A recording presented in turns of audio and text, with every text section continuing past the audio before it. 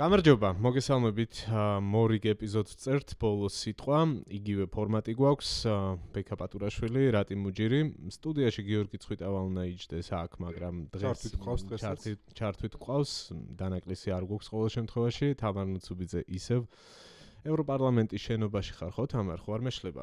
ბრიუსელიდან გვერდება თამარი და ია მეურმიშვილი ხაზზე ყავს ვაშინგტონიდან, მოკლედ ამ კვირაში ძალიან ბევრი დიდი თემა დაგროვდა, ცოტა ზედმეტიც კი არის ალბათ რომ ამას კვირის თემა უწოდოთ, ალბათ შეიძლება ეპოქის თემებთანაც გქონდეს საქმე.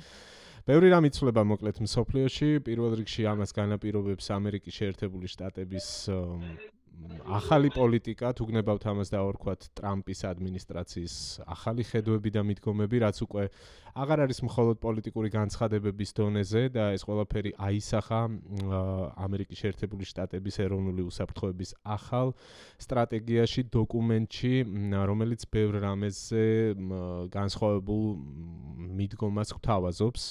ეს ეხება როგორც ევროპასთან ურთიერთობას, ეხება როგორც რუსეთთან ურთიერთობას და არა მხოლოდ მთელ რიგ პრიორიტეტულ საკითხებს სხვანაირად გვისახავს ეს დოკუმენტი. გარდა ამისა, ბევრი კითხვები არსებობს, რა ფორმატში გაგრძელდება შტატების და ნატოს ერთ ორგანიზმად ფუნქციონირება და ხო, ზოგადად ნატოს ირგვლივ არის ბევრი საკითხი ბუნდოვანი, აი ამ ახალი ფაქტორების გათვალისწინებით, ამასობაში უკრაინას წნეხავენ ორი მხრიდან, ამერიკის შეერთებული შტატების პრეზიდენტი ცალკე რუსეთი, ფრონტზე არ არის სახარბიელო სიტუაცია და ამ მხრივაც რთულ მდგომარეობაში არიან უკრაინელები. კუპიანსკში რაღაცები გაათავისუფლეს და რამდენიმე რუსული დაჯგუფება ალყაში ყავთო. ეხლა საღამოს გზაში რო ყავით. საინტერესოა, იმიტომ რომ მიჟნოგრადი მეორეს მხრივ ვიცით რომ უკვე ფაქტობრივად ალყაში იყო მოქცეული და მან გართულდა სურათი. ერთ სიტყვით დაგვიროვდა ბევრი სასაუბრო, დარჩით ბოლომდე, იმედია დაგაინტერესებთ ეს თემები, რაზეც ვსაუბრობთ. ნაწილობრივ საქართველოს ამბებსაც უნდა შევეხოთ, ხო? ასე მოვილაპარაკეთ, ვიდრე ჩავრთავდით კამერებს, ასე ვთქვათ.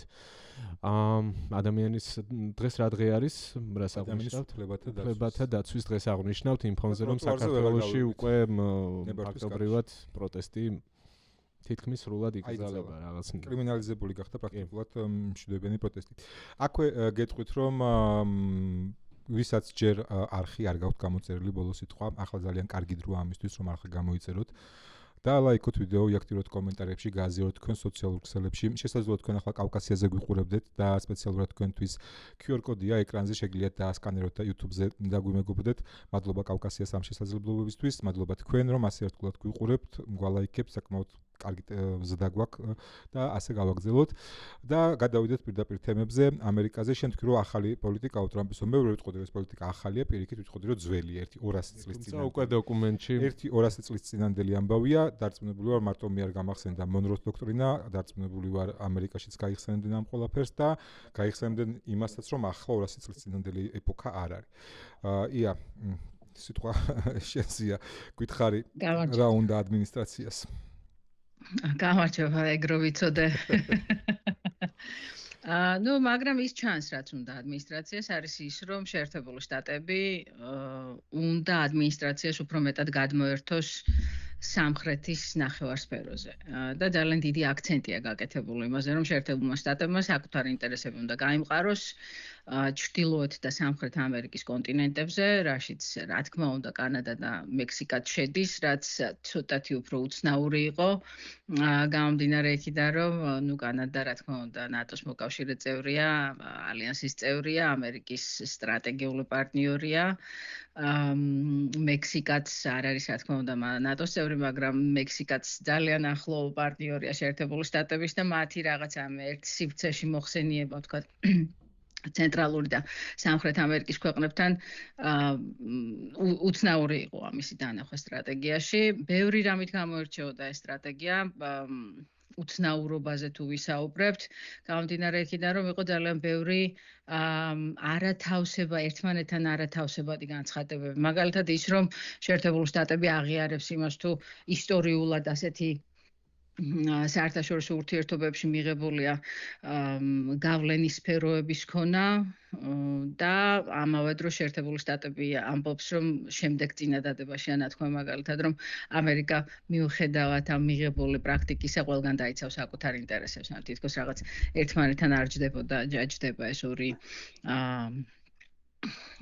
კონცეფცია. ასევე ყველაზე დიდი ალბათ და საინტერესო არის ის, რომ შეერთებულმა შტატებმა რუსეთი და ჩინეთი არ გამოყო, უпростоრად რუსეთი არ გამოყო ისეთ საფრთხედ, როგორიც იყო მოსალოდნელი, რომ შესაძლოა რუსეთი უფრო მეტად ყოფილიყო წამოწეული.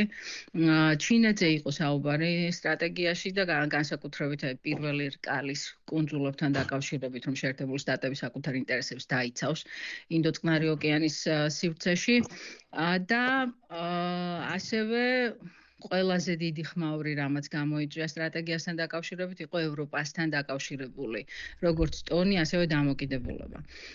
და რა ვიცი, თამარა ისაუბრებს ალბათ იმაზე, ევროპიდან რა გამოხმაურება მოხდა ამას, მაგრამ შეერთებულ შტატებში საკმაოდ კრიტიკულად შეხედეს ამ თემას, გამომდინარე იქიდან, რომ შეერთებული შტატები არის შეერთებული შტატები და ის ყველაზე ძლიერი ქვეყანა დღეს მსოფლიოში, რომელიც ის არის, გამომდინარე მისი არამხოლოდ შიდა სიძლიერიდან და ეკონომიკა იქნება თუ ტექნოლოგიები თუ შეიარაღებული ძალები თუ ასე შემდეგ, მაგრამ ასევე ის ალიანსი, რომლის წევრიც არის შეერთებული შტატები და ეს საკმაოდ კრიტიკულად იქნა მიღებული, მათ შორის ტრამპის მხარდამჭერების მხრიდანაც, მისი ყოფილი მოკავშირეების მხრიდან, აი მაგალითად ახლა ჩვენ Independence Avenue მედია ელაპარაკა ტრამპის ყოფილ ეროვნულ უშიშროების მრჩეველს, გენერალ მაკმასტერს, რომელმაც თქვა, რომ ფაქტიურად ადმინისტრაციამ ხელიდან გაუშვა ძალიან კარგი შესაძლებლობა, რომ გამოეკვეთა საფრთხეები, რომლებიც ამერიკისკენ მოდის რუსეთისგან და ჩინეთისგან. ანუ რაღაცა ჩავარდნა ჰქონდა ამ დოკუმენტს ამემართულებით, მაგრამ მისივე თქვათ შეფასებით ტრანსატლანტიკურ ურთიერთობებს ამ დოკუმენტის გამო საფრთხე არ ემუქრება და აქ ძირითადად მაინც ნატოზეა საუბარი. ევროკავშირთან ურთიერთობა ცოტათი უფრო გართულებული აქვს ადმინისტრაციას.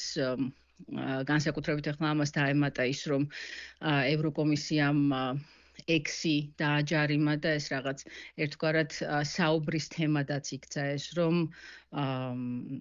ევროკომისია ძალიან არ მოეწონა საბოლოო ჯამში ეს არც ადმინისტრაციას და არც ტრამპის მხარდამჭერებს.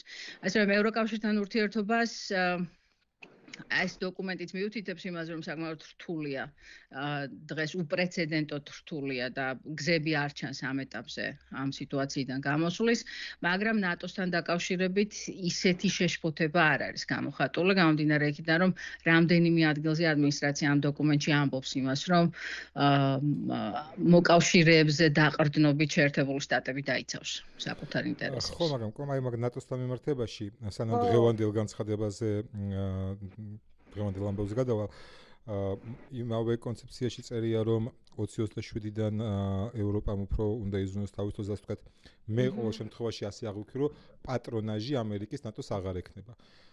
პარიტეტი. და გარდა ამისა, დღეს ვნახეთ, რომ საერთოდაც გავიდეთო, რა გვინდა ნატოშიო, ცივიომის დროინდელიაო და რამე ხო, მაგრამ ერთი და იგივე სიბრტყეზე არ დგას ეგრე. ხო, და აი ეგრო განმარტოთ, რა რა დოკუმენტზეა საერთოდ საუბარი, რა პერსპექტივა აქვს? 2027 ესეთი ვადის მიცემა ევროპისთვის მე ვფიქრობ, რომ არავისთვის მოულოდნელი არ უნდა ყოფილიყო, გამომდინარე იქიდან, როგორი იყო ტრამპის ურთიერთობა ნატოსთან პირველი ვადის განმავლობაში, როგორი იყო ობამას ურთიერთობა ნატოსთან, შემდეგ ბაიდენის, შემდეგ კიდევ მეორე ტრამპის, ანუ უკვე რამდენიმე ადმინისტრაციის განმავლობაში შეერთებული შტატები მოკავშირეებს თხოვს, რომ გაზარდონ საკუთარი თავდაცვა.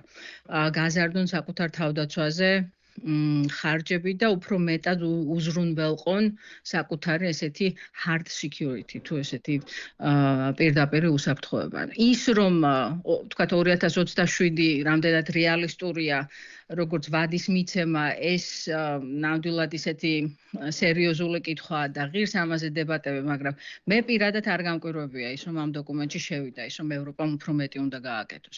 თვითონ ევროპელობიც ამბობენ რომ მეტი უნდა გავაკეთოთ. რა ვიცი, ყველა თუ კი რაღაცა ვინმე მიმომხილველს უსმენ იმასთან დაკავშირებით როგორ მიდის ევროპის ხელახალი შეიარაღების გაძლიერება, ყველა ამბობს რომ კი უნდა გავაკეთოთ, მაგრამ საკმარისად სწრაფად არ ვაკეთებთ ამას. ასევე კრიტიკა ისაც არის რომ უკვე მეოთხე წელია ევროპის კონტინენტზე ომი მიმდინარეობს და ევროპელებს ჯერ ისევ ბოლომდე არ აქვთ თქვათ შემუშავებული გეგმა, რომლის მიხედვითაც გაამყარებენ საკუთარ უსაფრთხოებას და ეს კიდევ ერთხელ 2027 ფასდება როგორც არარეალისტური, უბრალოდ წარმოუდგენელია ბევრი რამის გაკეთება ამ 2 წლის განმავლობაში. მაგრამ ის რომ ევროპელებს მოუწევთ რომ ცოტათი უფრო გააქტიურდნენ და ამერიკაზე ამერიკა ყოველ შემთხვევაში ამ ადმინისტრაციის პირობებში ისეთი აქტიური აღარ იქნება ნატოსთან ჩართულობით და აქ საუბარია შეიარაღებაზე, თქვათ დაზვერვაზე, ჯარების რაოდენობაზე, კონკრეტული არაფერი არ ვიცით. არის რაღაცა საუბარი რომ შეიძლება რომელიღაცა ქვეყნიდან ამერიკამ ნატოს ეგიდით განლაგებული ევროპაში ჯარები სხვაგან გადაიყვანოს ან ზოგან შეამციროს, ზოგან გაზარდოს. კონკრეტიკა ამასთან დაკავშირებით არ გვაქვს, მაგრამ მოსალოდნელია, რომ ამ სტრატეგიულ სტრატეგიის ამ დოკუმენტს რაღაცა ნაბიჯები ამ მხრივ მოყვება. ის რომ ასეთი ტონი აქვს თვითონ, ანუ რატი დასაწყისში შენ თქვი რომ განსაკუთრებული არაფერია სინამდვილეში ამაში და ამერიკა რაღაცა შინაგანად ყოველთვის რამდენიმე 10 წლეულში ერთხელ ცდილობს რომ რაღაც ეს იზოლაციონისტური პოლიტიკა შეიმუშაოს, ჩამოშორდეს იქ რაღაცა საერთაშორისო სამხედრო ჩართულობას განსაკუთრებით და ეს კიდევ ერთი მანიფესტაციაა საბოლოო ჯამში ამის. ასე რომ დიდი განსხვავებული არაფერი. რატო ბრუნდებიან იგივე წყალში? თითქმის არასდროს არ გაამართლა. როგორც ჩერჩილი ამბობდა, ამერიკელები ყოველთვის ყველაფერს ცდილობ გააკეთებენ ყველაფერს და ბოლოს მაინც სწორ გადაწყვეტილებას იღებენ. ნახოთ. ნატოდან გამოვიდეთ რომ მაგაზე მოგვიყევი. ხო, ანუ ერთია წილის შემცირება, თქვათ, და ის პასუხისმგებლობის წილის გადანაწილება ევროპაზე უფრო მეტად, ხო, რაზეც ია შენ ამბობ ახლა და ეს გასაგებია, მართლაც ტრამპის პირველი ვადიდან მოყოლებული, ის მუდმივად ამბობდა, რომ 5% უნდა დახარჯოთ, 5% ასე. მაგრამ ანუ ეს მკაფიოდ რომ წარმოვაჩინოთ ეგ ამბავი, გაწევას ნიშნავს თუ არა. ანუ ამერიკის შეერთებული შტატების გასვლას, რაზეც პრინციპში იწყებდა რატი კითხვის დასმას, ხო, ეგ არის რა, ანუ ეგ რამდენად რეალისტური სცენარი არის, რომ ხო, აი მით უმეტეს ვიღაცამ დაარეგისტრირა უკვე ეგ ინიციატივა, ხო. არ არის ესე ამ დოკუმენტის საფუძველზე ყოველ შემთხვევაში არანაირად არ არის მინიშნება იმას, რომ ამერიკა ნატოდან გამოსვლას აპირებს. ეს ერთი პირიქით გამახვილებულია ყურადღება, როგორც თქვი, მოკავშირეებზე, როგორც ალიანსის მოკავშირეებზე, ასევე პარტნიორ ქვეყნებზე მსოფლიოს მასშტაბით. ანუ პარტნიორებზე დაყრდნობა შეერთებულ შტატებს დასჭირდება. უბრალოდ ეს ჩართულობის დონე და ის რომ ადმინისტრაციას აქვს ის მიდგომა, რომ ევროპელები რაღაც ბოროტად იყენებენ ჩვენს კეთილგანწყობას და ჩვენი გადასახადების განახორციელების ფულს, ეს ძალიან კარგად გამოჩნდა აქ და ეს არის ძალიან ესეთი ახლოს დგას მაგას პოლიტიკასთან. თუმცა ის რისი შესაძლოა არსებობდა იმისი მოლოდინი, რომ ეს იქნებოდა კიდევ ერთხელ იზოლაციონისტური დოკუმენტი, სადაც ამერიკა ამბობს, რომ არ გვაინტერესებს საერთოდ არაფერი მთელ მსოფლიოს ჩვენი ეკონომიკის გარდა, ეს არ მოხდა ამ დოკუმენტში. და პირიქით მაგას ზოგიერთ წარმომადგენელში საკმაოდ დიდი უკმაყოფილება გამოიწვია იმან, რომ ამერიკა არ ამბობს უარს საერთაშორისო სამხედრო ჩართულობაზე. ეს ერთი. თვითონ ამ დოკუმენტს თუ ინიციატივას, რაც კონგრესში გაჟღერდეთ თუ დღეს გავიგეთ ამის შესახებ ერთ-ერთი კონგრესმენი ოკლაჰომა შტატიდან არის თუ არ ვცდები, რომელიც არის მაგას ერთ-ერთი თუ გახადი ამერიკა დიდებული ისე, ანუ Make America Great Again. მოძრაობის ერთ-ერთი ძალიან გამოკვეთილი წევრი იყო ის, პრეზიდენტ ტრამპის ერთ-ერთი ძალიან აქტიური მხარდამჭერი. ის თითქოს რაღაცა გაემიჯნა აი ამ როგორც შეიძლება ვთქვათ, რომ როგორც ამ დოკუმენტს, ასევე ზოგადად სტრატეგიას, იმას, რომ ამერიკა არ წყვეტს საერთაშორისო ჩართულობას, ან ისიც თქვა, რომ მაგას ნაცვლად თუ America First მიმართულების ნაცვლად ის ახლა იწყებსიფიქროს America only, ანუ ამერიკა უპირველეს ყოვლისას მაგივრად, მხოლოდ ამერიკა ეს მოძრაობა უნდა ჩამოვაყალიბოთ, ანუ უკიდურესად მარჯვნივ მდგარი პოლიტიკოსია ეს ადამიანი და მან წარმოადგინა ინიციატივა კონგრესში, ყავს ერთი გამოცხადებული, რაც ნახე და ალბათ შეუერთდებიან მას კიდევ რამდენიმე, სადაც ითხოვს იმას, რომ შეერთებული შტატები გამოვიდეს ნატოდან. დაახლოებით მსგავსი ინიციატივა სენატშიც არის დარეგისტრირებული, თუმცა არც განხილვაშია შესული, არც სენატის ლიდერშიპი არ აპირებს ამ ეტაპს ყოველ შემთხვევაში არაფერი არ არის ოფიციალურ დონეზე, რომ ისინი კენჭს უყრიან რამენაირად ამას ამ დოკუმენტს.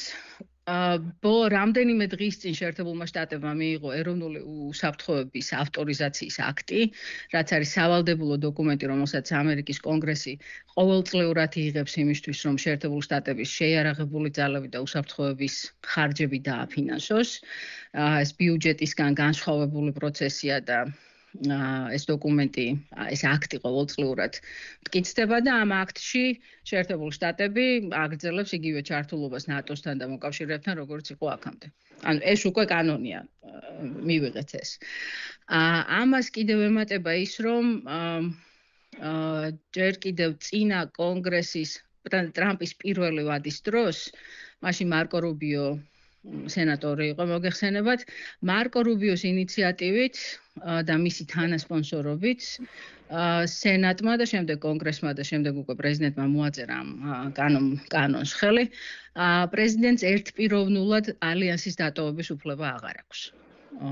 ის უბრალოდ კანონს დაარღვევს და არავინ არ დაემორჩილება თუ მან ეს გადაწყვეტილება მიიღო. ანუ ვერ აღსრულდება ეს უკანონო გადაწყვეტილება. ანუ ეს არის კიდე მეორე დამცავი მექანიზმი, რომელიც NDA თუ თავდაცვის ავტორიზაციის აქტთან ერთად, რომელიც მომდევნო 1 წლის განმავლობაში ძალაში იქნება, ამას კიდევ ზედერთვის კიდევ უფრო ესეთი დიდი ქოლგა კანონი, რომლის მიხედვითაც კონგრესის ჩართულობის გარშე შეერთებული შტატები ნატოს ვერ დატოვებს.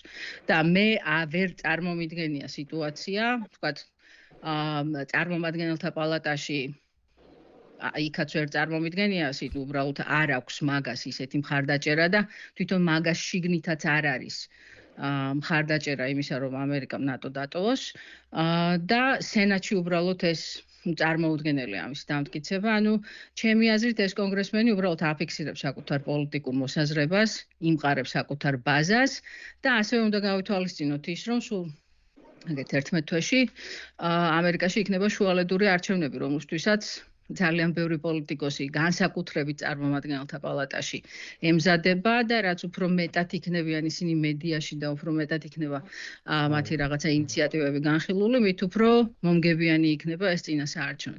ასე რომ მე შეშფოთების საგანს ნამდვილად თუ შეშფოთების მიზეზს ნამდვილად ვერ ხედავ იმაში, რომ არის ასეთი ინიციატივა, ბევრი უცნაური ინიციატივები ფიქსირდება, მაგრამ მნიშვნელობა აქვს იმას ლიდერშიპი, როგორც წარმომადგენელთა პალატის ამ შემთხვევაში მაიკ ჯონსონი, რომელიც არის ძალიან აქტიური მხარდამჭერი ნატოს ალიანსის და ზოგადად ევროპასთან კარგი ურთიერთობის, რომ მან კენჭისყრაზე გაიტანოს ეს საკითხი, რის გარეშეც უბრალოდ ინიციატივა რჩება და უბრალოდ ჯონსონმა, ანუ სენატის პრეზიდენტ თუ სენატის უმრავლესობის ლიდერმა რომ ეს საკითხი თუნდაც დაუშვას ის რომ შეიძლება განიხილოს არ ვიცი რაღაცა კატაკლიზმური უნდა მოხდეს ჩემი აზრით რომ ამერიკაში რაღაცა ეს სერიოზულად განიხილონ ეგ თემა. ამ საკითხებზე ბრიუსელის რეაქცია საინტერესო იქნება, თუმცა მანამდე რადგან იასეჩქარება უკრაინის საკითხიც ამერიკასთან მიმართებაში ვეცადოთ რომ ამოვწუროთ და მერე უკვე ბრიუსელის რეაქციებიდანაც გადმოვიდეთ. ჩვენ ახლა ვხედავთ ციკლს, სადაც ტრამპი ისევ ზელენსკიზე ახდენს ეწოლას, მოვისმენთ რომ არჩევნები თორმეტი დღიანი არ ჩატარებულა. ამაზე ჩემი აზრით ძალიან საინტერესო რეაქცია ქონდა თვითონ ზელენსკის და როგორც ჩანს ლონდონში და შემდეგ ბრიუსელში კარგად იმეცადინეს ასე ვთქვა და ზელენსკის წინანდება იყო რომ მზადვა რომ დავნიშნო, გავცე შესაბამისი განკარგულება, რა და მიიღოს შესაბამისი გადაწყვეტილება, ოღონდ უზრუნველყავით უსაფრთხოება და კი ბატონო ჩავატაროთ არჩევნები. როგორ ფიქრობ, აი ეს ზეწოლა კიევზე კიდევ გაგრძელდება თუ არა, თუ უკვე რაღაცა ახალის მოძებნა მოუწევს იმის გასამართლებლად თუ რატო არ გადააქვს ისრები პუტინზე.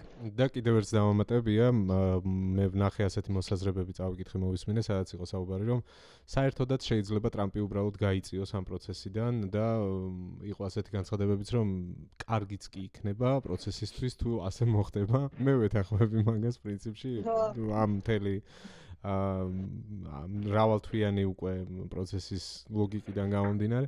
ხო, ნუ ეგაც რამდენად არის დასაშვები საინტერესოა, რომ საბოლოოდ თქვას, რომ იცით რა მე ვეცადე, მაგრამ ორს ერთმანეთის ძულს მე ვერაფერს ვერ ვაკეთებ და მოდი ვაცადოთ ბავშვებს ითამაშონ სათამაშო მოედანზე იჩხუბონ და მე დაველოდოთ როდის შერიგდებიან.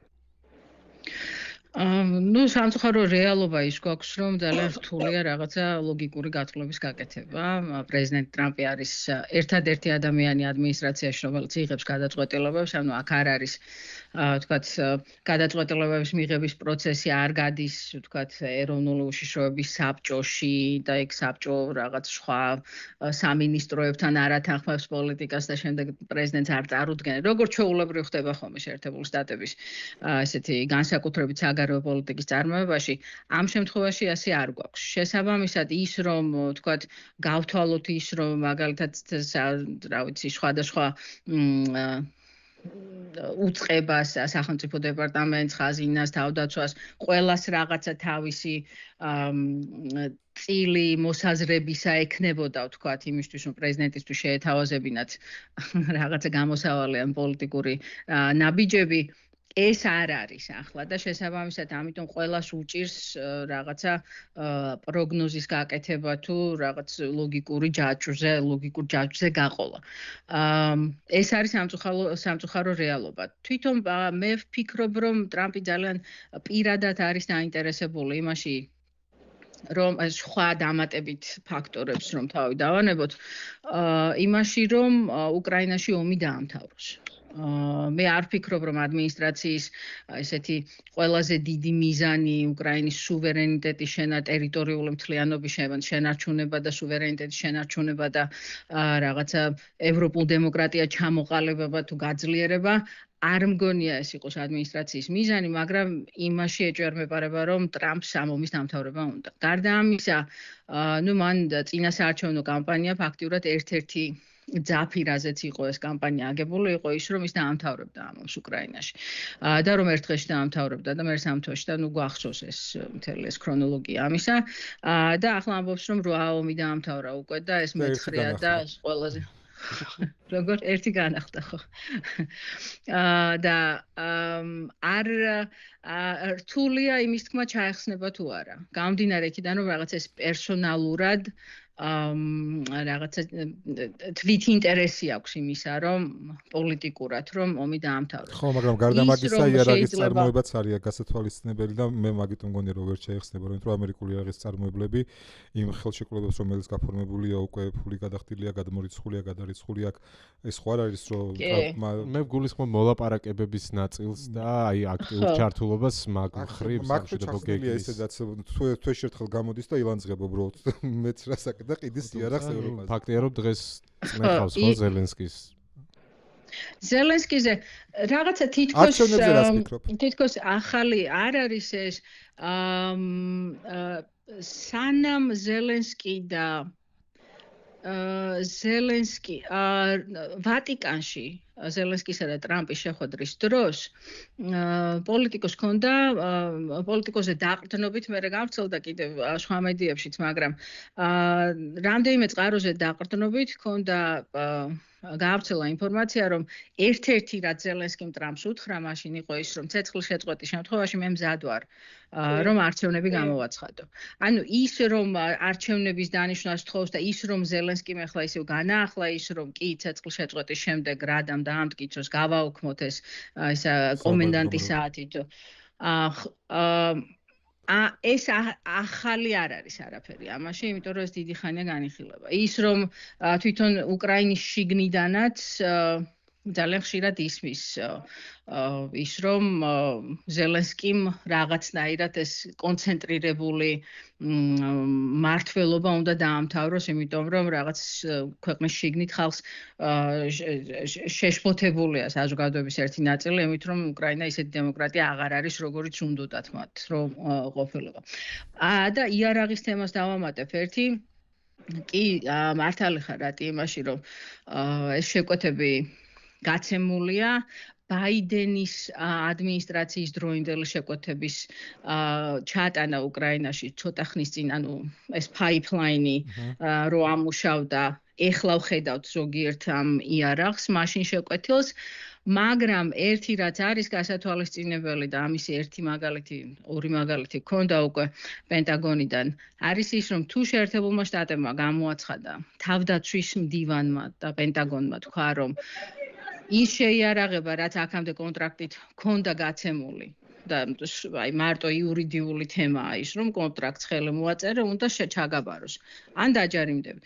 თუ პენტაგონმა გამოაცხადა, რომ შეერთებულ შტატებს ის იარაღი სჭირდება, რაც ახლა ამ კონტრაქტებით არის, ან შეკვეთილი, ან უნდა გაიგზავნოს, ან უკვე გზაშია თუ რაც არის შემთხვევა, მაშინ კომპანიები არ ჯარიმდებიან, კომპანიებს არ აქვთ უფლება გააგრძელონ ეს. ეს გასაგებია, თუმცა რეპუტაციულად დაარტყამს, ან გახსოვს, აი ტრამპი ახალმოსული იყო, მაშინაც რაღაცა იარაღის მიწოდებაზე იყო შეფერხებები და მაშინვე წამოვიდა საკითხი, რამდენად გააგრძელებდნენ ევროპელები ატაკამსების თუნდაც შეკვეთას, F-35-ების შეკვეთას. ანუ მე მესმის, რომ იურიდიულად ეს შეიძლება ერთი ბრძანებით ჩაიხსნას საკითხი, თუმცა რეპუტაციულად ჩემი აზრით იმხელა დარტყმა შეიძლება მიიღოს ამითი, რომ სანდოობის მხრივ კი.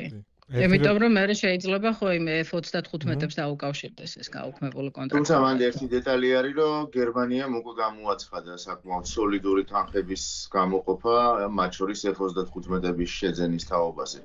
და ერთი პატარა მომენტი უკრაინის არჩევნებთან დაკავშირებით, რა თქმა უნდა, ეს წნეხი იზრდება და გაიზრდება კიდევაც, უფრო მეტი, თუმცა უსაფრთხოების გარანტიები არის ყველაზე მნიშვნელოვანი თემა, ვინ იძლევა უსაფრთხოების გარანტიებს უკრაინელი ხალხისთვის, როგორ უნდა ჩატარდეს წინასაარჩევნო მარათონი საერთოდ და როგორ უნდა მისცენ ხმა 100,000-ობით მებრძოლმა, რომელიც ფრონტის წინა ხაზზე იმყოფება. იძულებით გადაადგილებული როგორ ჩავა იქ საარჩევნო ურნები, ანუ ფიზიკურად როგორ ჩავა, ხო? ვიღაცა ისინი ხო უკრაინის მოქალაქეები არიან, მათაც უნდა მიცენ ხმა. ანუ აი ეს მექანიზმი, უამრავი მექანიზმი. მან მილიონობით ადამიანი არის იძულებით ქვეყნიდან გასული ოკუპირებულ ტერიტორიებზე, რუსეთში გატაცებულებს თავი დავანებოთ. ანუ ლოჯისტიკურად იმდენად წარმოუდგენელი რაღაც არის ომის პირობებში არჩევნების ჩატარება, რომ უბრალოდ რაღაც სიტყვების თამაში მგონი და ხანდახან ვერ ვიჯერებ, რომ აი ეს პოლიტიკოსები ესე სერიოზულად მოუწოდებენ უკრაინას, რომ არჩევნები ჩაატარეთო.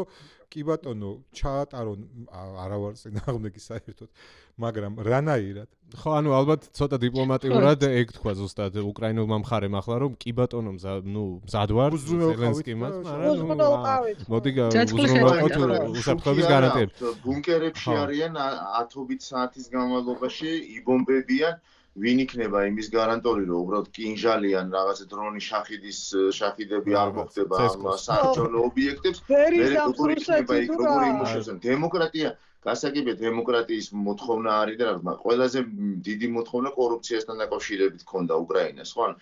დემოკრატიული ამბები როგორ იქნება ამჟამად პრეტენზია უკრაინის მიმართ, როდესაც ქვეყანა არის ომში, ხო? და ომში ჩართული ქვეყანა ომის კანონებით ცხოვრობს და იქ შეზღუდული არის უამრავი უფლება, ხო, მათ შორის გამოხატვის უფლება და ნუ ასე შემდეგ ფუნდამენტური ტელევიზორში ერთი საინფორმაციო ველი არის, ანუ საინფორმაციო ალტერნატივები არ არსებობს, მან არჩევნების ჩატარება, რავი, ხალხო, დაახლოებით ნახევარი საათი ავკონცერტ და ერთი რეპლიკა მხოლოდ არჩევნების თემაზე რა, ანუ ჩემთვის ყველაზე საგულისხმო ის არის, რომ ეს ყველაფერი, ანუ ამერიკელების მხრიდან ამაზე ყურადღების გამახვილება თანხმედრაში არის რუსეთის პოზიციებთან, რომ ისინი არ ელაპარაკებიან ზელენსკის, ისინი მიიჩნევენ, რომ ის არის არალეგიტიმური და ასე და შემდეგ, ანუ რაღაცა ამას უფრო უბავს მხარს გამიზნულად თუ მიზნის გარეშე, ვიდრე თქვათ რაღაცა რეალურ სურათს, რომ მართლა რაღაც არჩევნები ჩატარდეს. არ ვიცი, ჩემთვის ეგ არის ყველაზე საგულისხმო და ზოგადად იასთან მინდოდა მაგაზე საუბარი, ანუ რუსეთთან ამერიკის ურთიერთობები, აი ახლა, აი ამ მოლაპარაკებების ყალდაკვალ, აი ამ მუხლების მუდმივი ცვლილების თუ ერთმანეთთან შეთანხმების გათვალისწინებით და პლუს კიდევ რომ ნუ სხვადასხვა კუთხით იწნეხება ზელენსკი, ანუ ამაზე რა შეიძლება რომ თქვათ დამატებით. ამაზე ახალს ვერაფერი ისეთი არის საინფორმაციო ველში ახალი არაფერი არ არის ამ მიმართულებით, მაგრამ ერთი რისი შეხსენებაც ღირს ალბათ მაყურებლისთვის არის ის, რომ თითქოს ორი მიმართულებით მიმდინარეობს როგორც რუსეთთან ურთიერთობა, ასევე უკრაინასთან ურთიერთობა შეერთებული შტატების მხრიდან. რუსეთთან ურთიერთობას სტივ ვიტკოფი, რომელიც არის პრეზიდენტის სპეციალური წარმომადგენელი სამშვიდობო მოლაპარაკებებში გლობალურად და ასევე მისი პერსონალური მეგობარი და ის არის უძრავი ქონების მაგნატი, ანუ არანაირი დიპლომატიური გამოცდილება არ აქვს და ასევე ამას ამ პროცესს დაემატა ახლა ჯერედ კუშნერი, რომელიც არის პრეზიდენტ ტრამპის სიძე. ასევე მასაც არ აქვს არანაირი დიპლომატიური გამოცდილება მანამდე. მეორე მხარე და ესენი ძირითადად რუსეთთან ურთიერთობენ და ორივეს ძალიან კარგი წვდომა აქვს პრეზიდენტის დროზე და პრეზიდენტთან ურთიერთობენ უფრო ალბათ ხშირად ვიდრე წარმოგვიდგება. შეიძლება ნერვებსაც. მეორე მხარეს არის მარკო რუბიო, არის ამერიკის, რა ვიცი, შეიარაღებული ძალების სამხედრო ნაწილი, რომელშიც შედის სარდლობები, რომელშიც შედის, რა ვიცი, გენერალიტეტი და ყველა სხვა, ვინც მოიაზრება სამხედრო მიმართულებით და ასევე ხაზინა, ვიტყოდი მე, ასევე ამ ხაზია და ძირითადად მარკო რუბიო ცდილობს, რომ ის ასე ჩანს ყოველ შემთხვევაში, რომ ის ზიანი რაც შეიძლება ამერიკის ევროპასთან, ამერიკის უკრაინასთან ურთიერთობას მიადგეს იმის გამო, რომ დიპლომატია არ არის ჩართული რუსეთთან ურთიერთობაში, ცდილობს, რომ რაღაცნაირად ეს ყოველთვის აბალანსოს და გამოასწოროს და ძალიან ესე ბეწვის ხიდზე გაიაროს აქ.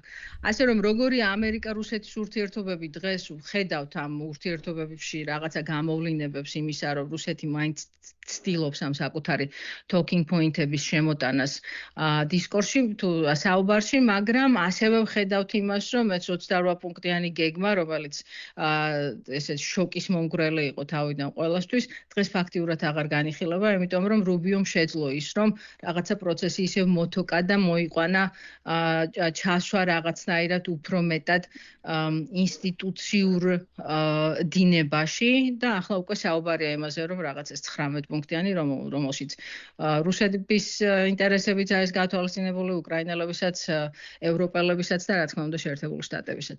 ასე რომ რთული საპასუხო კითხვა ეგ როგორია ამერიკა-რუსეთის ურთიერთობა, ერთხაზოვანი და ერთ სიბტყეზე ნამდვილად არ არის ეს ურთიერთობები, ძალიან ბევრი შრე აქვს მას. ნუ ფაქტია, რომ რუსები ძალიან კარგად იყენებენ ახლა ამ ბოლო პოზიციებს და ბოლო განცხადებებს იგივე ტრამპის. კი, ეროვნული უშიშროების მშვენივრად ამ დოკუმენტსაც სტრატეგიაში სტრატეგიას თავისთავად ის, რომ ცალსახად არ შეგვიძლია სახელი დავარქვათ ამერიკა-რუსეთის ურთიერთობებს 21 საუკუნეში, მაშინ როდესაც რუსეთი ღია აგრესორია, თავისთავად ეს ფაქტია უკვე ძალიან უცნაური, რომ ვერ ვარქმევთ ცალსახა ერთ სახელს ამერიკა-რუსეთის ურთიერთობებს. კიდევ ერთხელ იას დროს გაუფრთხილდეთ, რამდენადაც ვიცი, უკვე გასვლა უწევს, თუ ვინ რამე დამატებით კითხვები არა გვაქვს და გადავიდეთ უკვე ბრიუსელის პასუხზე, რას ფიქრობენ ამერიკის ნაბიჯებზე. მადლობა ია. დროებით, კარგად, დროებით. აქვე შეგახსენებთ, რომ თუ კი არხი არ გაქვთ გამოწერილი, ეხლა სასწრაფოდ გამოიწეროთ, დაალაიქოთ ვიდეო და აუცილებლად იაქტიუროთ კომენტარებში, ეს ძალიან მნიშვნელოვანია. ასევე თუ კი თქვენს პირად სოციალურ ქსელებში გააზიარებთ ჩვენს ვიდეოს და ასე უფრო დიდ აუდიტორიას გააცნობთ, ძალიან გაგვიხარდება.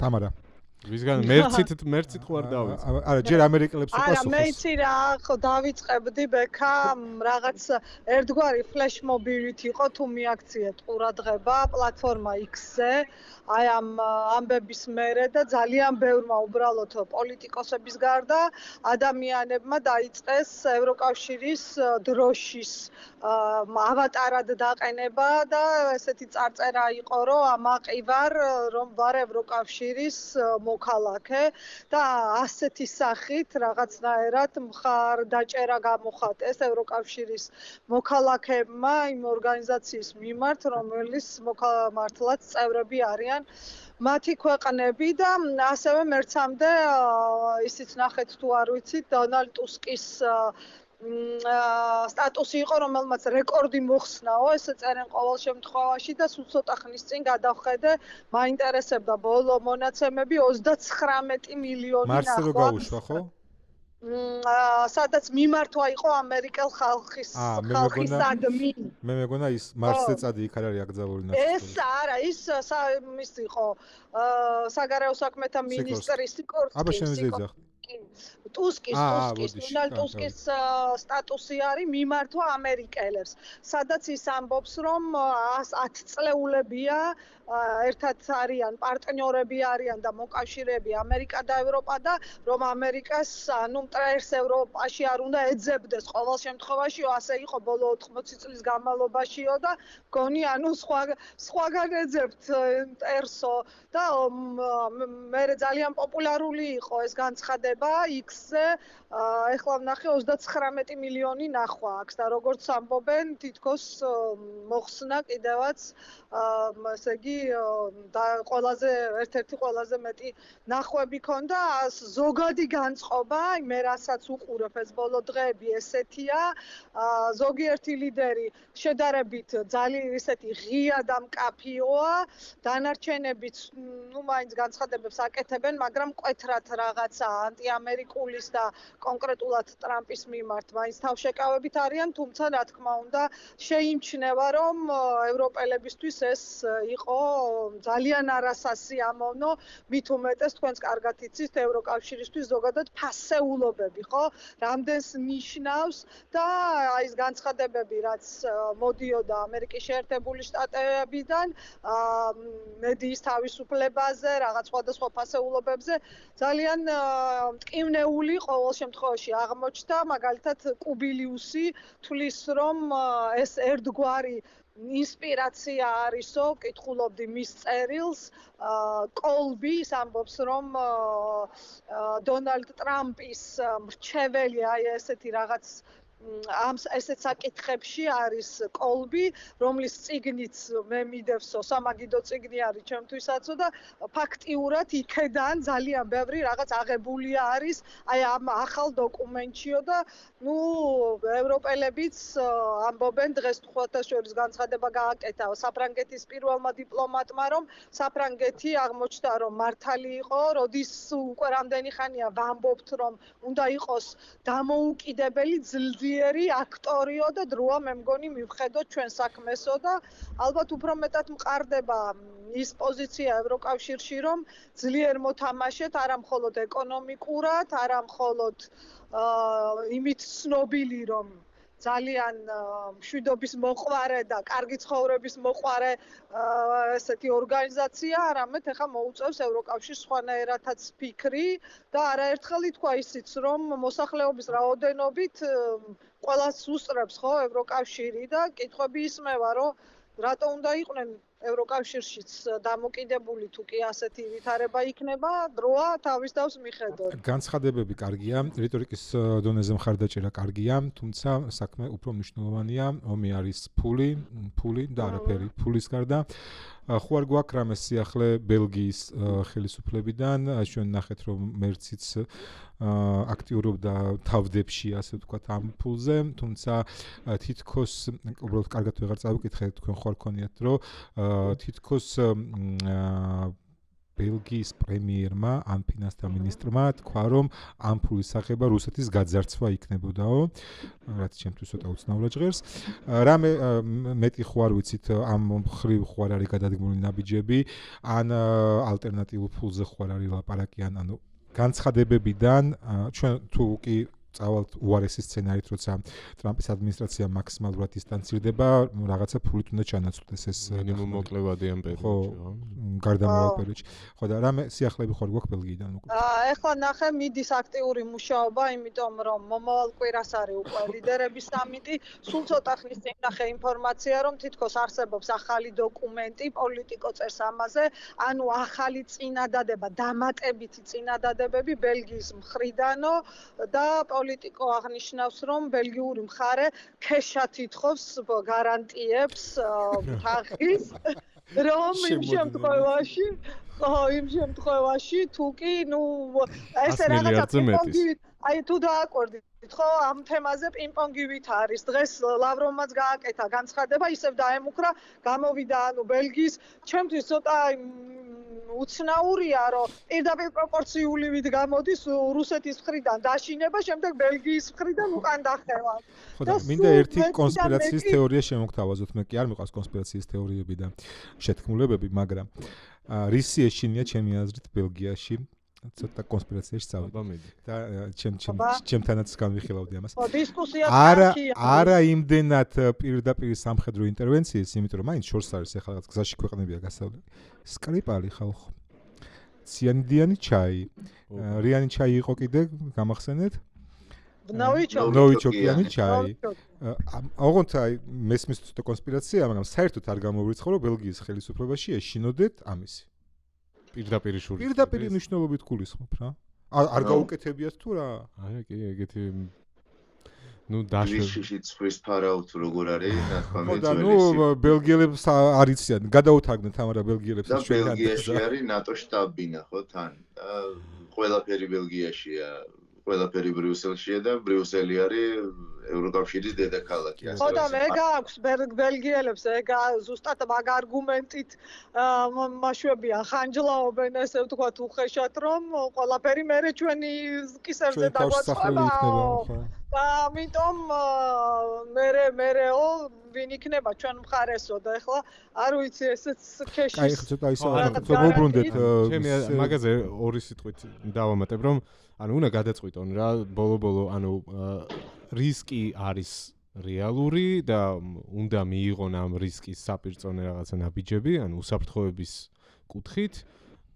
ხო, უსაფრთხოება გულისხმობს იმას, რომ სხვა მხრივ რაღაც დათმობებზე უნდა წახვიდე. მათ შორის თამამ ნაბიჯზე უნდა წახვიდე იმისთვის, რომ თუ ამბობ, რომ რუსეთი არის ერთადერთი აგრესორი, იმ აგრესორს რაღაცა ფასი გადაახდევინო და ეხლა მათ ან ცოტა ესეთი შთაბეჭდილება რჩება და თუ დავაკვირდებით რუსული პროპაგანდაც ამას ძალიან კარგად იყენებს, მათ შორის საქართველოშიც, რომ წარმოაჩინოს ევროპის სისუსტე მუდმივად და ის რომ მათ არ აქვთ რაღაცა რეალური გადაწყვეტილებების არც არც უნარი და არც ერთიანობა ამისთვის. ამიტომ მე თუ მკითხავთ, ანუ ძალიან მკაფიო ნაბიჯი იქნება, თუნდაც ამ გაყინულ რუსულ აქტივებს რომ საშველი დააყენონ, ეს გადაწყვეტილება მიიღონ, რომ კი ჩვენ გვაქვს გადაწყვეტილებების მიღების თავიც, უნარიც, ერთიანობაც და მკაფიოდ განსაზღვრავთ იმას, ვინ არის აგრესორი და ვინ უნდა გადაიხადოს ფასი. ახლა ამაზე თუ დაიწყეს კიდევ ბევრი მარჩიელობა და საბოლოოდ თუ ასეთი მართლა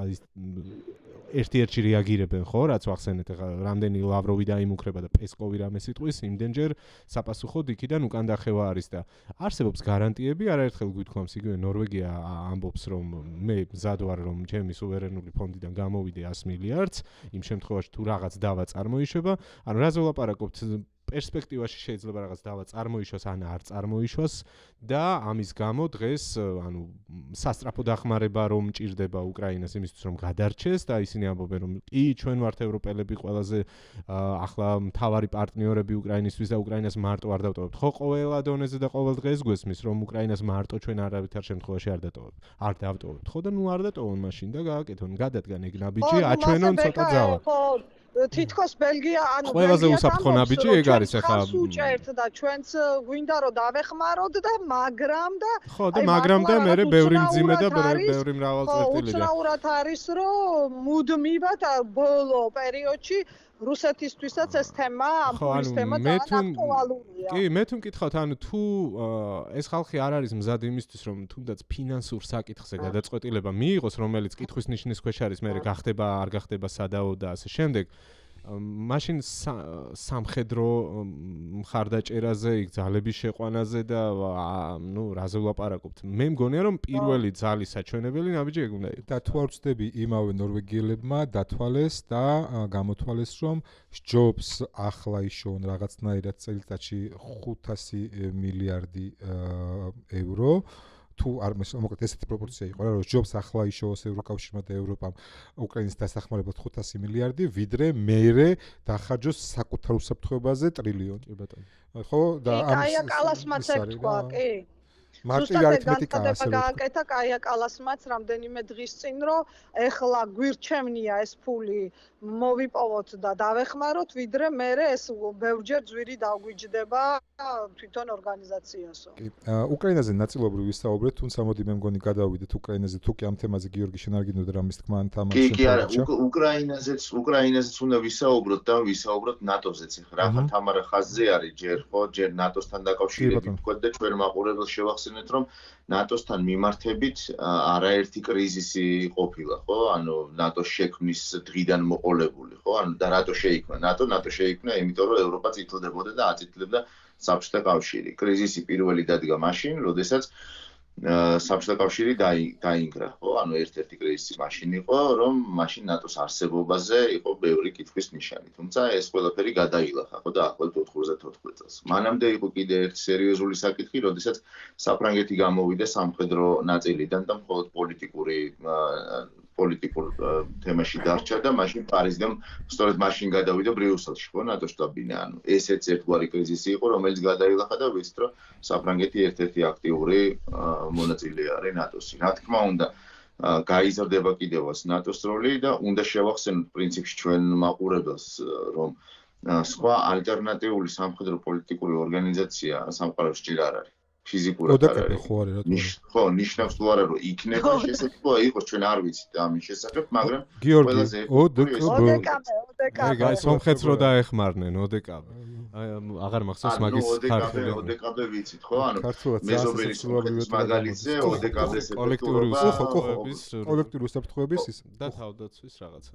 ხელშეკრულება. არა, კოლექტიური უსაფრთხოების. ხო არის ქართულად-ობრივი ორგანიზაცია არის, რომლის ეფექტურობა ჩვენ მეზობელი სომხეთის მაგალითზე ვიხილეთ და ვნახეთ, ხო? ანუ ეს ფაქტია. იქით არის აუკომი, რომელიც კიდე ავსტრალიასთან და ასე შემდეგ ამერიკის და ბრიტანეთის ჩართულობას, თუმცა სხვა მიმართულებაა. ეს რაც შეეხება ნატოს, ერთი. ის რომ ევროპული უსაფრთხოება უნდა გამოფხიზდეს ფაქტი არის და დღევანდელი გერმანიის განაცხადები ფინანსური სამხედრო ბიუჯეტის და სამხედრო ფინანსების თვალსაზრისით ვნახეთ და ყოველდღიურად ვხედავთ კიდევ. რაც შეეხება უკრაინას, აქ ჩემი აზრით, რა ვიცი, მეც თამარა შენგანაც მაინტერესებს და ბიჭებო თქვენგანაც ეს არჩევნები სავარაუდოდ ჩატარდება. არ ვიცი რა მექანიზმები იქნება გამოყენებული იმისთვის, რომ ყველა მიიღოს მონაწილეობა, ან მიიღებს თუ არა ყველა მონაწილეობას, ეს არ ვიცი ნამდვილად ამაზე გამიჭირდება თქვა, მაგრამ მე ვხედავ ძალიან დიდ საფრთხეს იმისა, რომ რუსეთს არ ყავდეს ვიღაცა შერჩეული სადღაც კუთხეში გადამამვლული ოლიგარქი, რომლის შემოცურებასაც შეეცდება და ჩემი აზრით შეეცდება ძალიან აქტიურად.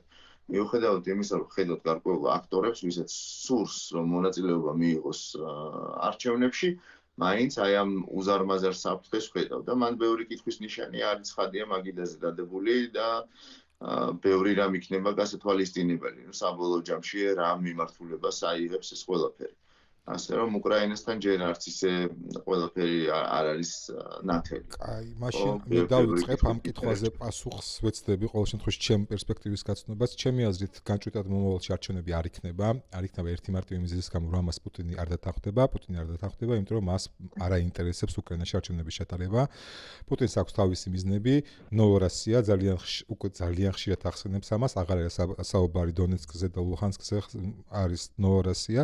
ნოვოროსია კარგად რას გულისხმობს, ეს ჯერ კიდევ გამოსაძერწია, იმიტომ რომ არის ეს მარტო ხერსონი და ზაპოროჟია, თუ ხარკოვი და დნიპროპეტროვსკიც არის. მან ბევრი კითხვის ნიშნები, ამიტომ მე მგონია რომ განჭვეტად მომავალში არჩევნები ვერ იქნება, იმიტომ რომ რაც არ უნდა მოინდომოს ევროპამ, რაც არ უნდა მოინდომოს ამერიკამ, თუ პუტინი არ შეწყვეტს ცეცხლს, არჩევნები ვერ ფიზიკურად ვერ ჩატარდება და რატო ვერ ჩატარდება ეს თქვით. თუ კი რაღაცნაირად პუტინი დაითანხმეს და პირობითად გამოცხადა 60 დღიანი მორატორიუმი ცეცხლის შეწყვეტაზე. ამ 60 დღის განმავლობაში არ არსებობს უკრაინაში პოლიტიკური ფიგურა, რომელიც შესაძლოა მედვედჩუკის მსგავსი იყოს და გადააწყოს ყველაფერი რუსულ რელსებზე. არ არსებობს იმდენად, რამდენადაც ეს არ არის რუსების ინტერესი. პუტინს ეს ომი არ დაუწყია, იმიტომ რომ უკრაინის დიდი ნაწილი დარჩეს ისე უკრაინად, რომელიც უბრალოდ იქნება რუსეთის ჩრდილოქვეშ. ეს ომი დაიწყო, იმიტომ რომ იმპერია უნდა აღდგეს. შესაბამისად, არჩევნებში პრორუსი კანდიდატის შეპარება მე მგონია რომ აი ესეთ პირობებში, ესეთ კონფიგურაციაში წარმოუდგენელი მგონია.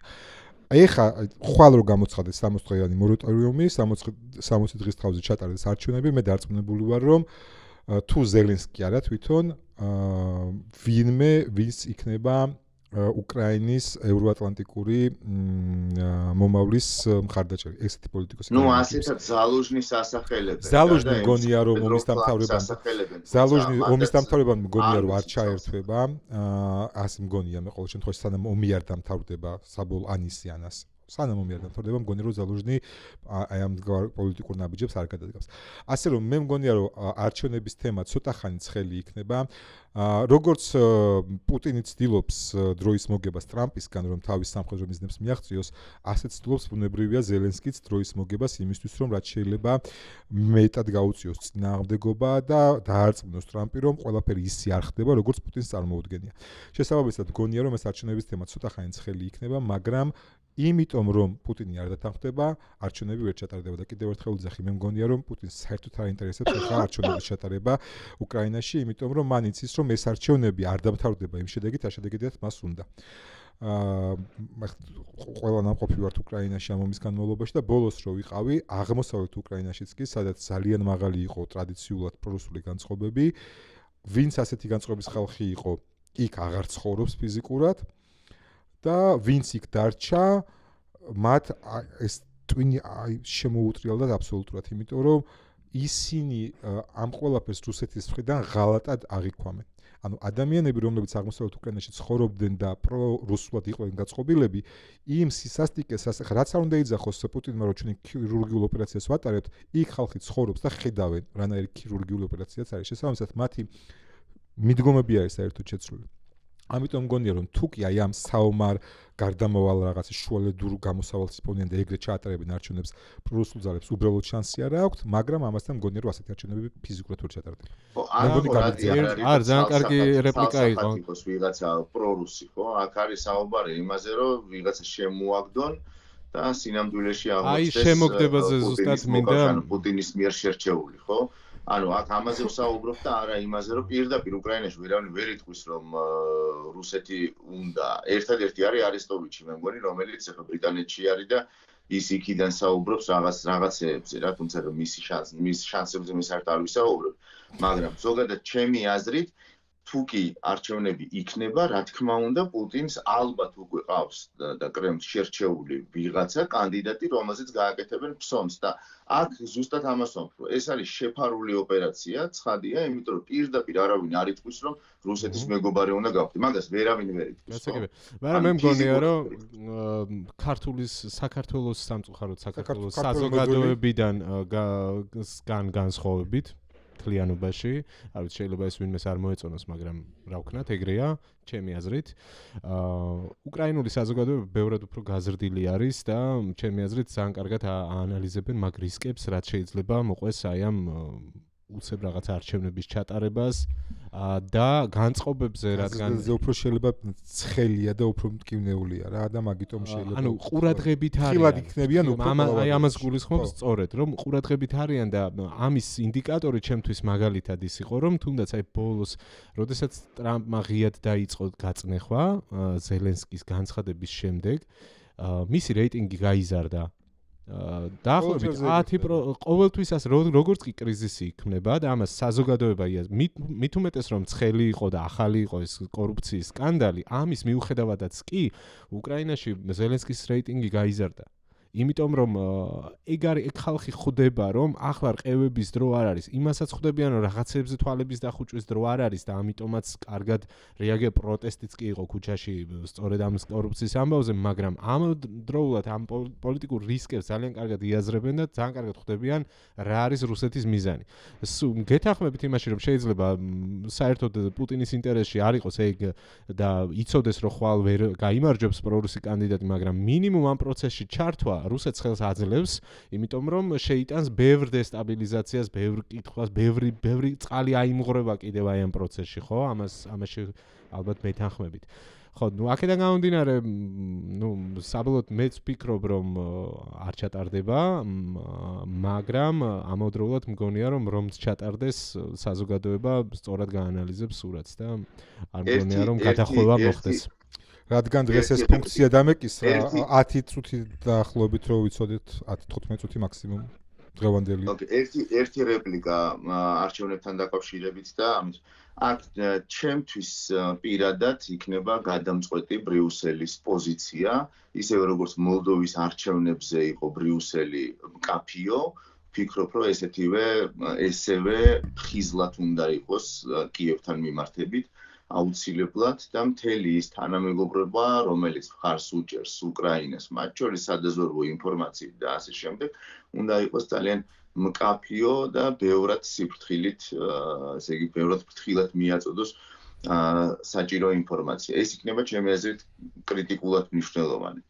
მაგ-კუთხით აი სწორედ მაგ-კუთხით არ ველოდები რაღაცა სიურპრიზებს, ესე ვთქვათ, იმიტომ რომ არათუ უკრაინის მხარდაჭერაზე, რასაც შენ ამბობ, მაგახრით, არამედ უკვე ძალიან აქტიურად დაიწყეს სომხეთის არჩევნებზე ლაპარაკი და იხსენებენ მოლდოვას მოდელს, როგორი წარმატებული იყო და ფინანსური დახმარებაც გამოუყოფილი არის უკვე და მიდიან იმ მიმართულებით, რომ მაქსიმალურად დაიცვან მომავალ წელს სომხეთში ეს საპარლამენტო არჩევნები, ასე რომ რაც შენ გაწუხებს ჩემი აზრით ეს საკითხი მოგვარებადია. მე მგონი გიორგი გაგვეთიშა. მე მგონი გიორგი ამასობაში და ჩვენს პრინციპში მე მგონი გავდივართ. კი, დასასრულისკენ წავიდეთ. გულისტკივილი საქართველოს ამბავს დავაფიქსიროთ. 5 წუთი მაინც დაუთმოთ ამ ამბავს. ხო, ძალიან სამწუხაროა, რომ პრაქტიკულად ქვეყანაში მშვიდობიანი პროტესტი აიკრძალა. მე კარგად ვერ ხვდები კონსტიტუციასთან ეს როგორ მოდის შესაბამისობაში, იმიტომ რომ კონსტიტუციაში წერია, რომ ნებისმიერ ადამიანს აქვს უფლება გამოხატოს თავისი პროტესტი. ახლა ჩვენ გვთხოვა, რომ ტროტუარზეც თუ კი გადაადგილდები, წინასწარ გააგებინო შესაბამის უწყებას, გააგებინო რამდენი იქნები, რამდენი ხნით გაივლი, სად გაივლი, რატომ გაივლი, როდის გაივლი, როგორ გაივლი, მოკლედ ვართ იმ აბსურდში და იმ აბსურდის სპირალში, რომელშიც მუდმივად დავდივართ, ასე ვთქვათ, ეს ბოლო წელიწადია ყველაზე ცოტა და როდესაც ჩვენ ვამბობთ, რომ საქართველოსთან ბელარუსი არ გამოვა, მეგობრებო, ვწდებით უარესი გამოვიდა უკვე. ეს ფაქტია, ამ თემას რა ეშველება კარგად ვერ ხვდები, თუმცა ალბათ წინააღმდეგობა და არაფერი წინააღმდეგობის კართა. და ალბათ, გარდა იმისა, რომ ხო, კი, ფაქტია წინააღმდეგობა არსებობს, ხალხი ისევ არის ქუჩაში. მაგრამ პრობლემაა ის, რომ პოლიტიკური ველი მოსუფთავებულია, ან ზოგი ციხეშია, ზოგი გარეთ არის, მაგრამ იქაც მუდმივი რაღაცა არასტაბილურობა არის და ეგ არის მთელი უბედურება ალბათ, რომ საზოგადოებრივ პროტესტს ვერ ეხმარება ეს პოლიტიკური პროცესი. ხო, ჩელიაბინსკში გაღვიძებაზე რო ხუმრობდნენ, ხალხო, მე ვიცი, მეტი ბევრი არაფერი არ ხდება განსხვავებული რუსეთში პროტესტის თვალსაზრისით. მეცაც გეტყვით, ბოლო პერიოდში მე რამდენიმე აქციის კადრები ვნახე, გუშინ წინაც იყო რაღაცა გამოდიან სოციალურ თემებზე, გადასახადებს რატომ გვიზრდითო, ასე შემდეგ, მაგრამ ხალხი ქუჩაში დგას და რუსეთში თქვენ წარმოიდგინეთ აქციები ტარდება ხოლმე ხანდახან, ძალიან იშვიათად, მაგრამ ამ ბოლო დროს ტარდება და არ არის გამორიცხული. ხო, ანუ ვიცი, ეგ არის რა. მე თუ მკითხავთ, ანუ მაინც მე ვუყურებ გარეთ რა ხდება. მგონია რომ ჩვენი დამხმარელ გოლი მაინც უნდა იყოს გარედან სიტუაციის ცვლილება, ისე ვეყრდნობი იმას რომ იქნება ბრიუსელის აგენტი ხარ. არა, ბრიუსელის ანუ უკრაინის ფაქტორი არის ყველაზე მნიშვნელოვანი. უკრაინის ალბათ ხო, უკრაინის საკითხი არის ყველაზე მნიშვნელოვანი, რა თუ უკრაინა გაძლებს და მის გარშემო იქნება გაერთიანება ახლა უფრო მეტად ევროპის და მხარდაჭერა იქნება არა ყოყმანი დავხარჯოთ თუ გამოყოთ თუ არა ეს რუსეთის გაყინული აქტივები და ასე შემდეგ ნებისმიერი ძლიერი ნაბიჯი დაგვიჭერს მხარს ჩვენს და თუ სიტუაცია შეიძლება მაგ შემთხვევაში ვხედავ რომ ჩვენზეც რამე ეფექტი იქონეს თორე მე შიგნით ამ წუთას ვერ ვხედავ რაღაც გარდატეხის რაღაცა ეფექტურ საფუძველს ვთქვათ და შევაჯამოთ ასეთი გასაოცარი დემოკრატიით ხვდებით ადამიანის უფლებების დაცვის დღეს ასეთი გასაოცარი დემოკრატია სამწუხარო ის არის რომ თუ კიდევ ჯერ ვინმე ვერ ხვდება რა პროცესში ვართ და რას გვთავაზობს არსებული ხელისუფლება არ ვიცი უბრალოდ აღარ ვიცი რა ვურჩიო ამ ადამიანებს კორექტულად თუ რამის დამატება არ გინდათ მეგობრებო დავიმშვიდობოთ მოყურებელს